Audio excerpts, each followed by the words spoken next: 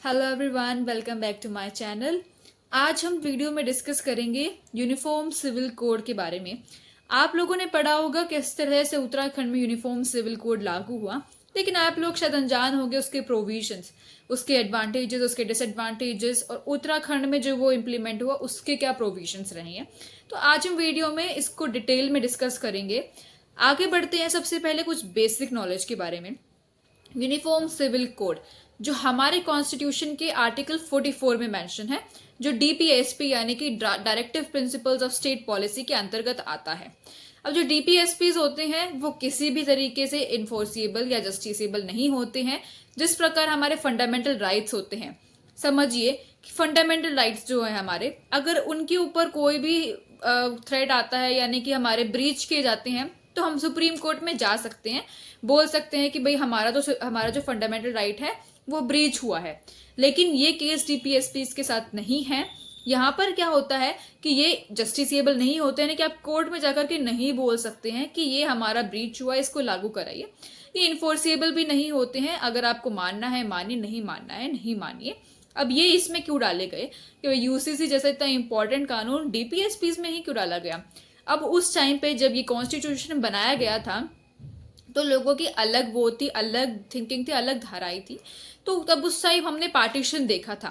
तो हमारे constitution makers नहीं चाहते थे कि वापस ही इस तरह के कुछ हालात बने। तो उन्होंने सोचा कि क्यों ना हम यूसीसी को आर्टिकल 44 में डाल दें। आगे के अकॉर्डिंग लोग अपने इसको अमेंडमेंट भी कर सकते हैं। तो इसको यूसीसी को डीपीएसपी के अंदर डाल दिया गया। उस टाइम भी लोगों के बहुत अलग अलग विचार थे इसको लेकर के, और अभी भी बहुत अलग अलग विचार हैं। जिस प्रकार से डॉक्टर बी.आर. अम्बेडकर ने कहा था कि ये सही है कि हम इसको आर्टिकल 44 डीपीएसपी के अंदर डालें, क्योंकि हमें इसको फोर्स नहीं करना चाहिए किसी भी कम्युनिटी, किसी भी पर्सन के ऊपर। इसलिए हमने इसको आर्टिकल 44 में डाला है जो डीपीएसपी के अंदर आता है। तो ये तो थोड़ा सा बेसिक हो गया कि कौन से आर्टिकल में बात की गई है, किसके अंतर्गत आता है। कॉन्स्टिट्यूशन में बात तो करी गई है इसके बारे में। अब हम बात करते हैं थोड़ा उत्तराखंड के बारे में। तो उत्तराखंड पहली स्टेट बनी है जहां पर यूनिफॉर्म सिविल कोड को लागू कराया गया है। सेंट्रल गवर्नमेंट भी बहुत टाइम से चाहती है कि हम यूसीसी को लाएं, लेकिन बहुत सारे क्रिटिक्स और बहुत सारे डिसएडवांटेजेस भी बोल सकते हैं कि जो इसमें बाधा बन जाते हैं। आइए कुछ बात करते हैं अलग अलग हमारे मैरिज लॉज के बारे में। हमारी कंट्री में कोई एक मैरिज लॉ तो है नहीं, अलग अलग रिलीजन्स के लिए अलग अलग मैरिज लॉ है, जिसी कारण से सरकार यूनिफॉर्म सिविल कोड के बारे में बात करती है।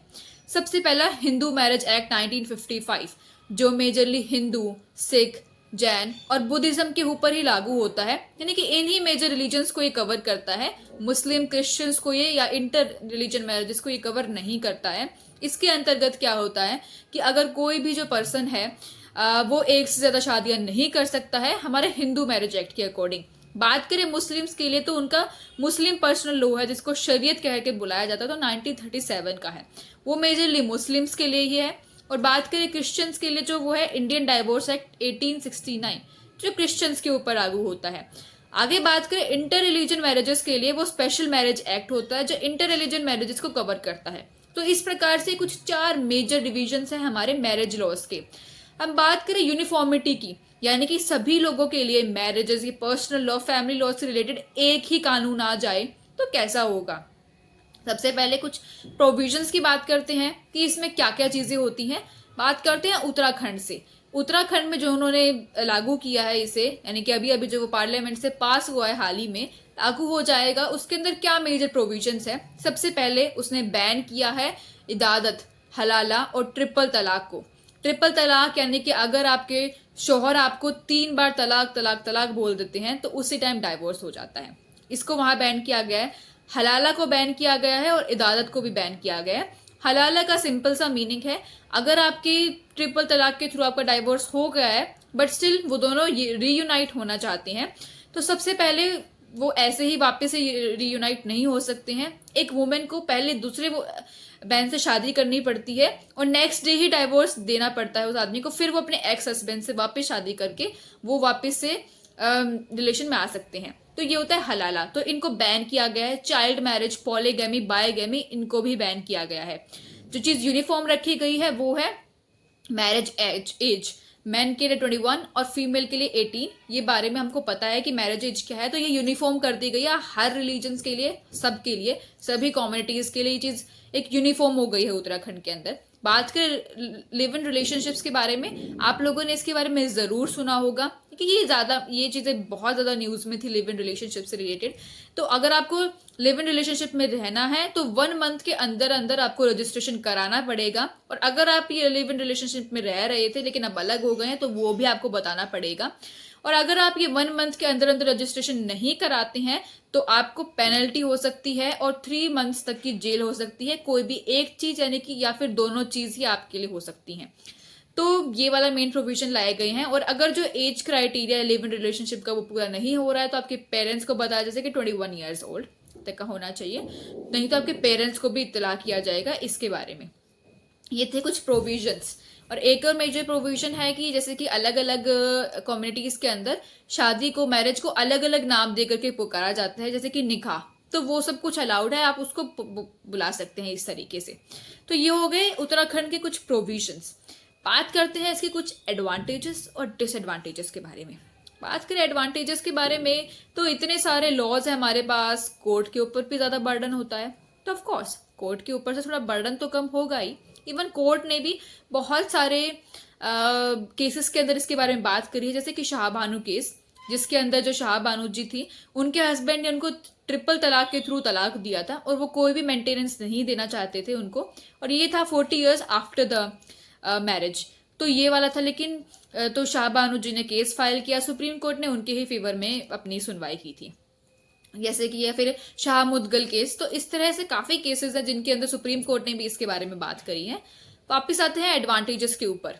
तो कोर्ट वाला बर्डन की एडवांटेज हो गई, एक नेशनल इंटीग्रिटी आएगी और एक जेंडर पैरिटी आएगी, यानी कि सब लोगों को बराबर रखा जाएगा, क्योंकि ये समहाउ एक वुमेन एम्पावरमेंट को भी वो करेगा। क्योंकि अलग रिलीजन में क्या होता है कि एक जो मैन होता है वो काफी शादियां कर सकता है, जैसे कि हमें मुस्लिम पर्सनल लॉ के अंदर बताया जाता है, जो शरीयत के अंदर बताया जाता है। तो वो समहाउ एक वुमेन भी नहीं एग्री करती है उस चीज को लेकर के। और ट्रिपल तलाक जैसी चीज या हलाला जैसी चीज जो कि एक वुमेन को भी समहाउ परेशान करती होगी, तो वो एक जेंडर पैरिटी, एक जेंडर इनइक्वालिटी को खत्म करेगा, जेंडर इक्वालिटी लाएगा, एक नेशनल इंटीग्रेशन होगी कि भाई सबके लिए एक ही मेजर लॉ है। तो वो वाला पॉइंट होता है। डिसएडवांटेजेस की बात करें तो बहुत सारे क्रिटिक्स कहते हैं कि ये यूनिफॉर्मिटी तो ला देगा पर यूनिटी नहीं ला पाएगा, क्योंकि अलग अलग लोगों के अलग अलग रिलीजन्स हैं, वो अलग अलग कम्युनिटीज अपने अलग अलग ट्रेडिशंस को फॉलो करते हैं। अगर हम उसको चेंज कर देंगे तो उनका भी इसके ऊपर बहुत ज्यादा असर पड़ेगा, जो माइनॉरिटी लोग हैं उनके ऊपर भी असर पड़ेगा, रायट्स हो सकते हैं, कम्युनिटी वायलेंस हो सकते हैं, तो कॉमन डिसहार्मनी हो सकती है। तो ये सब कुछ बोला जाता है कि ये हैं इसके मेजर डिसएडवांटेजेस। तो आप लोगों का क्या क्या सोचना है इसके ऊपर? आपको क्या लगता है यूनिफॉर्म सिविल कोड पूरी कंट्री में लागू कर देना चाहिए या नहीं करना चाहिए? अपने व्यूज जरूर बताइएगा कमेंट सेक्शन के अंदर। हम आपके सारे व्यूज पढ़ते हैं, सारे कमेंट्स पढ़ते हैं और रिप्लाई भी करते हैं। तो अगर आपको वीडियो पसंद आई है तो इसको शेयर कीजिए, सब्सक्राइब कीजिए, लाइक कीजिए, ताकि और लोग भी यूनिफॉर्म सिविल कोड के बारे में जान सकें। तो थैंक यू वेरी मच।